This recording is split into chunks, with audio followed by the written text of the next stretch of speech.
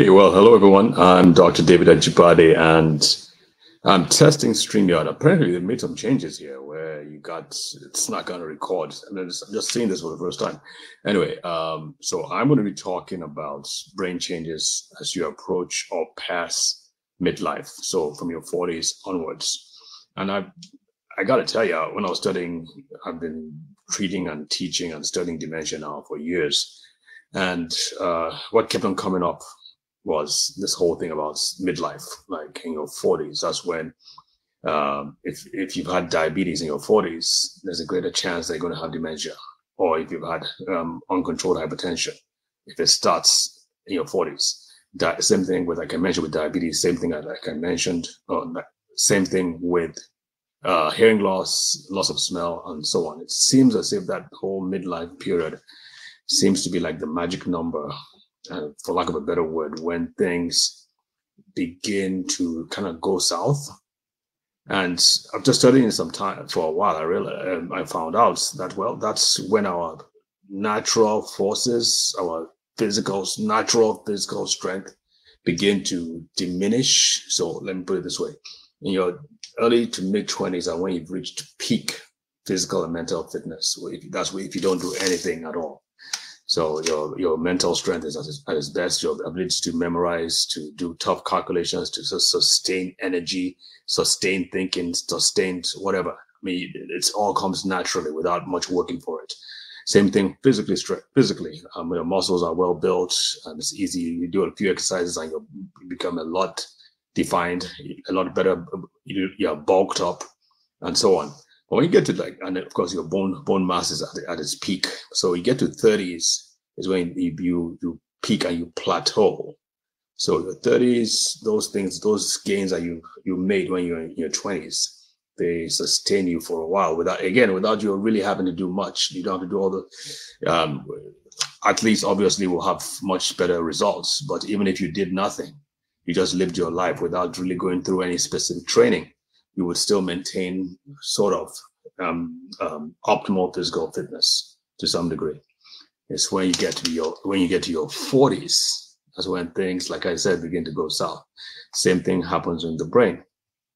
So the top things again: hypertension, diabetes, loss of hearing, some loss of smell, and then some of these other things too. And we're now beginning to see like cancer and those things. But we're talking about the brain, and so I thought, well, it's probably a good talk to give to our audiences.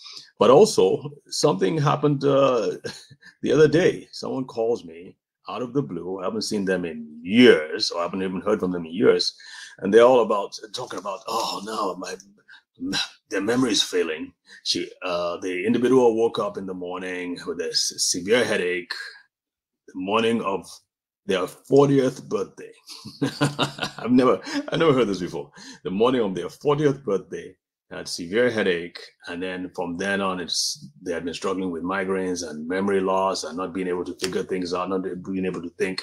And this person is like a very high level thinker, does a lot with computers and software. And it was very, very, very stressful to them that they were not able to function like they should. And it's of great bother to them. And so they called a few other friends and cousins and family. And apparently those in that same age group, 40s, were having the same problem. So they reached out to me. And I was like, again, I'm like, I've never seen, I mean, I know I'm in 20 or 40s, things are going south, but not, on the very day of. And so I promised I'll look into it. I mean, at that point in time, I was like, man, I deal with dementia. I deal with serious problems, right? And it's not just Mickey Mouse memory issues. I mean, that to me is like the easiest thing to handle. And I was like, go away, don't disturb. I wanted to say that. Like, don't disturb me, just take some vitamin D or something. But clearly it was of great issue with this individual. So I said, okay, well, we'll schedule an appointment and we'll go into it. But it got me thinking, because people who are having these problems now in their 40s, and the literature says that these problems start in their 40s, things like dementia and Parkinson's and other brain disorders, the problems start in the 40s or earlier. And that it's problems like this, simple memory loss issues that progress towards dementia.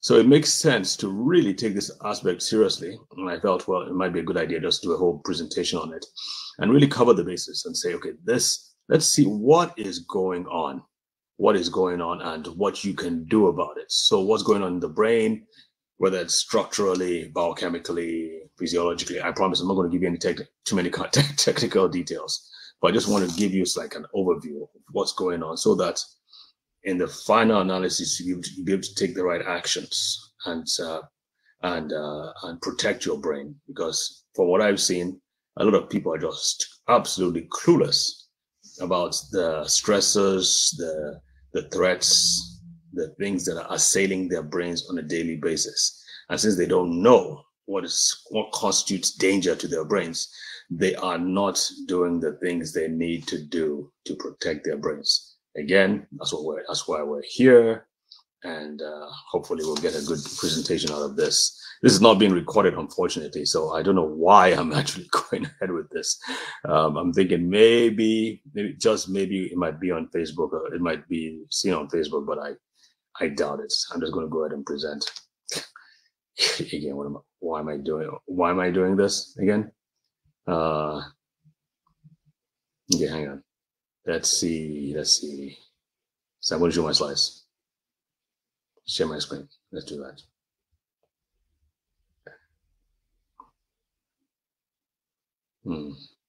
Where's my screen? Nope, I don't want to do that. I want to do window. Okay, there you go. No, split my measure.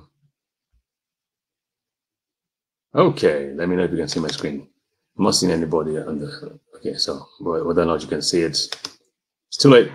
I'm just going to go ahead with it. So I told a story about my friend who had the memory challenges on their 40th birthday. So question is, why exactly do our memories begin to fail us as we grow older? And what's so special about that number 40?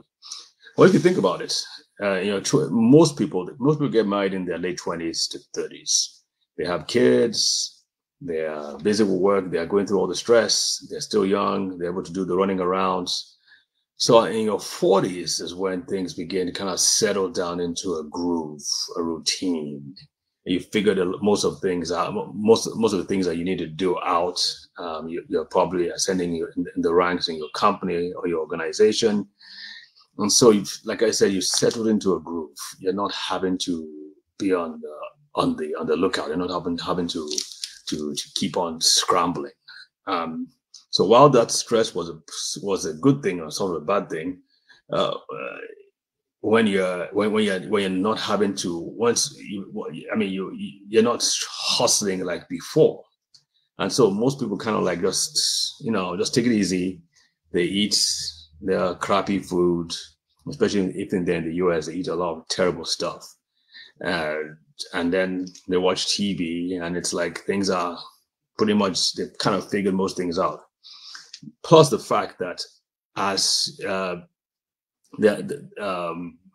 okay, so what I'm going to do is I'm going to go into what's going on in the brain. So we talked about what's happening on the outside.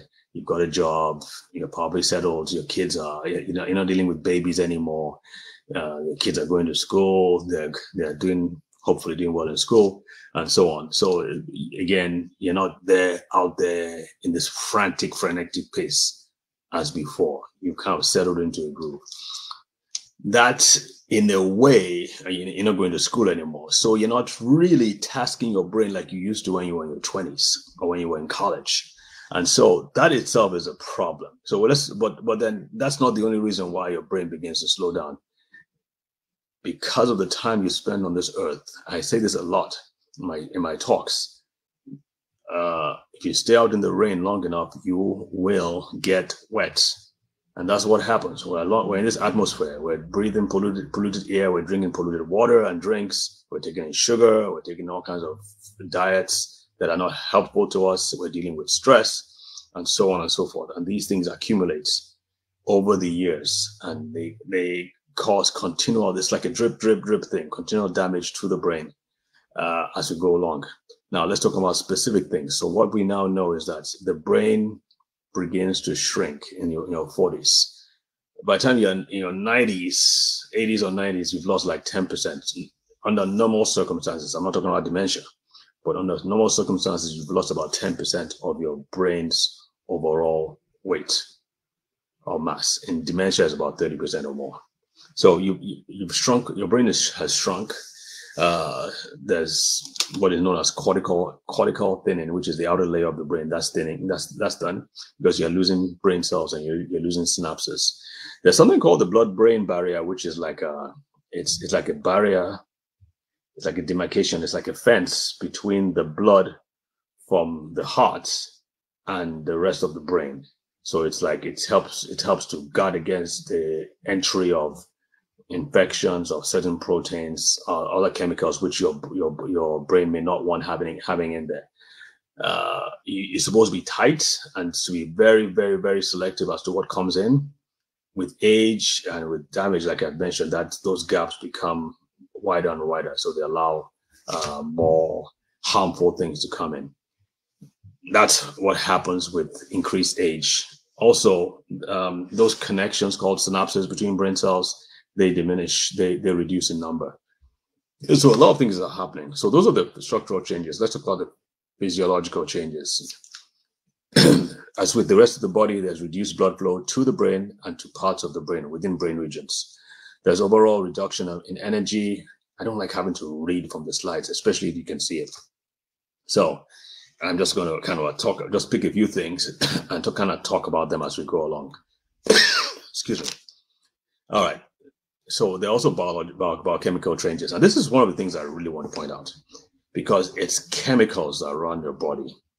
Neurotransmitters, those signaling molecules between brain cells that make the brain work. There are some neurotransmitters that are specifically important for memory and for thinking and cognition. Those are acetylcholine and dopamine and serotonin, and to some degree melatonin, but serotonin and dopamine and acetylcholine are especially important for higher level thinking. And those begin to go down. There are also hormones that help to support these synapses. Most important of them is estrogen. Believe it or not, for both men and women, it's very important for maintaining the synapses. And again, synapses are those connections between brain cells that make the brain work. Nothing works without there being some kind of exchange of signals from one neuron to the other. You can't think, you can't read, you can't speak, you can't comprehend, you can't even digest without these synapses happening. So it's a really, really, really big deal. And what we know is that as you get to your 40s and above, those hormones, those growth factors, those neurotransmitters, those very important neurotransmitters begin to diminish for different reasons. This is probably outside the scope of our talk as to why.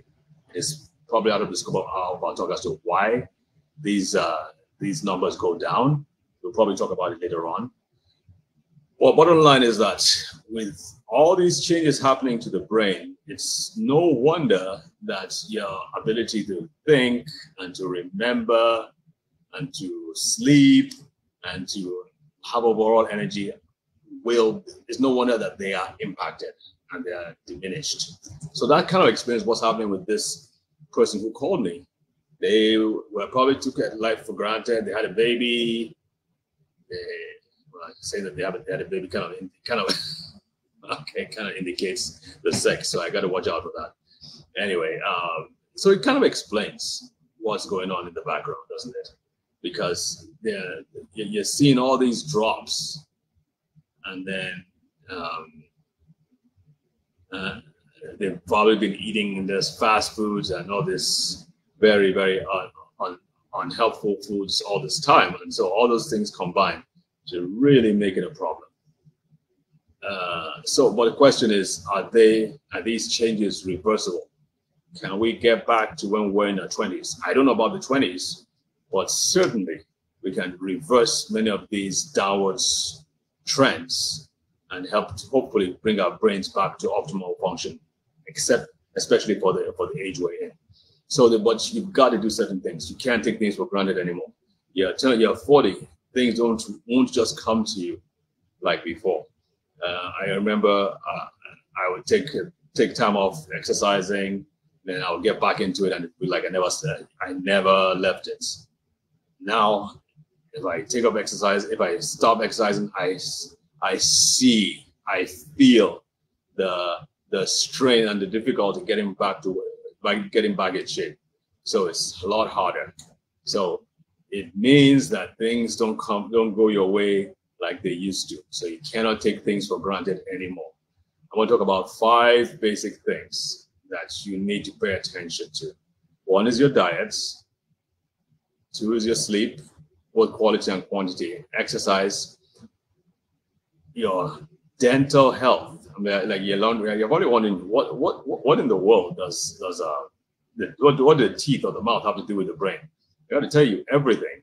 And of course, if you're on medications, or if you should be on medications and you've been slacking where that is concerned, you need to do the right thing and get back on your medications, whether it's for hypertension, diabetes, autoimmune conditions, whatever. You need to address, you need to make sure that you're getting professional help to address these conditions. Anything I say going forward is an adjunct or an addition to whatever your doctor, your primary care physician is doing for you. Do not substitute one for the other. I repeat, do not substitute one for the other. Okay? All right, just want to point this out. A balanced diet is not enough. It is not enough. I mean, I have a tremendous respect for doctors, especially those who have gone before us. But anyone who says that you do not need to have a supplement or any help, and that you can get all the nutrients that you need from just eating the right foods, that is, he or she is, without their knowing, is misleading you in almost a criminal fashion, because there's no way, and I mean no way, that you can get all the nutrients you need, especially if you're a Black person. Listen to me carefully. If you're a Black person like me, there are certain nutrients that you are almost by definition deficient in. And one of them obviously is vitamin D. There are some others like potassium and magnesium that's historically, from tests that have been done over and over again, we Black people, for some reason, tend to be deficient in those. So no, you can't. And then here's another thing too: the foods that you eat. And again, Blacks tend to take more junk foods. They have over 80% of the average African American's food is junk food, which means highly processed foods. What these processed foods do, in addition to the fact that they have a lot of salt and a lot of sugar, is that they tend to, once you consume them, they tend to deprive or leach out these nutrients from your body, especially things like potassium, magnesium, vitamin B1, probably more than anything else. So you do need nutrients, especially if you're a Black person. Now, obviously, if you're in the US or in a developed country, you can do tests. I'm here to say that in places like Nigeria and other third world countries, those tests are simply not available or they're prohibitive. And so we can just basically go by the basic things, the basic needs that have been shown, the basic amounts that have been shown to be effective, and we can go by there. And I can tell you this, I treat a lot of kids with brain damage and sickle cell disease. We found out that just going by what research has shown, without testing them, almost without exception, I can't think of any one exception in which it did anything other than good for the child. So it's very important. All right, I'm going to talk about nutrients because these are things that, in addition to your diets, and I say in addition to your diet because it has been proven that these things are simply not available or not in a good enough amounts in diet, and so they need to be added. And there are 7 of them. There are four vitamins and 3 minerals. Omega-3 fatty acids are very important for the brain. If you can get good quality, it's very hard, very, very hard to get good quality omega-3 fatty acids. I get mine from Dr. Barry Sears, who is a personal friend and mentor, and I get fiber too. Bottom line is that your brain needs energy, and it needs lots of it. Remember the 80-20 rule. Well, 20% of all the oxygen, the nutrients, everything that your body needs, 20% of it goes to the brain, and the brain uses 20%. And even though it's just like 2% of the body's overall weight, it uses 20%. So it needs a lot of energy. And so if you can ensure that your brain is getting enough energy, and we have a separate talk on that, and how to provide your brain with energy, you can ensure that your brain is getting enough energy, you can go a very, very long way towards improving your health. So I'm going to mention a few blood tests that you need to take.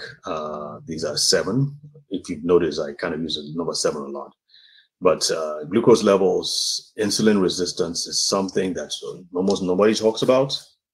And I can't imagine why. Because you might have people just equate glucose levels with insulin levels, and they are not. You might have great glucose levels, your blood sugar may be perfect, but your insulin levels might be sky high, indicating insulin resistance. And that in itself is damaging to your brain and body, and people don't really take that into account. So we've got to do things to help to bring your insulin levels down. Otherwise, your brain will be in a world of hurt. I also recommend you test for vitamin B12, vitamin D3, and the 4 hormones that I always ask for are the sex hormones, estrogen, progesterone, and testosterone, and then the thyroid hormone, which obviously is for energy.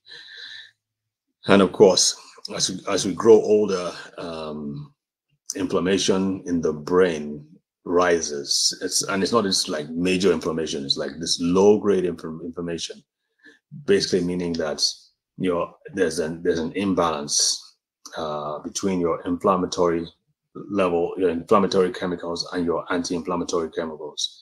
They should be balanced, and this usually happens before you turn 30.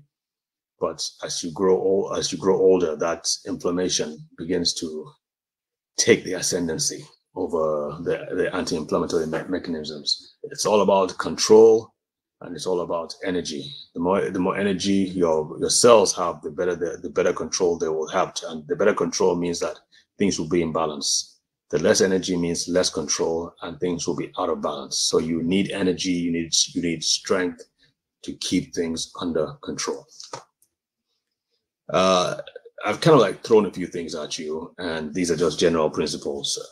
If you do want a more targeted approach, for a short time, we're going to be offering free consultations, about a 15-minute consultation, so where I can sit down with you, kind of like highlight a few things, give you a few tips. If you do want to take a longer period of time for us to really get down into it, we can schedule a more detailed conversation.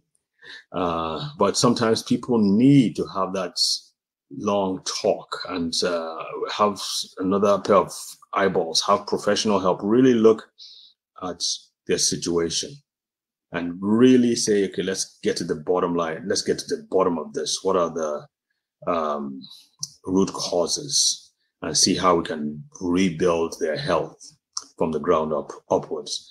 And that doesn't come from a 15-minute consultation, as you can imagine. So those are options that are available to you, but a 15-minute free consultation is certainly a good place to start. That's my email address, david.wordquest@gmail.com. So if you have any questions, please go ahead and type them in, or you can send me an email, or you can post a comment on our Facebook page. That's drdavidajibade.com, Dr. Ajibade Facebook page. Let me see. Let me get out of this. Okay. Let me get out of this. Okay. All right. I'm back. And nobody joined the show. So I guess we'll end the show, and then hopefully we will talk later. Anyway, I wasn't really expecting anybody to join the show, primarily because we didn't announce it. All right, take care. Bye. Thank you for listening.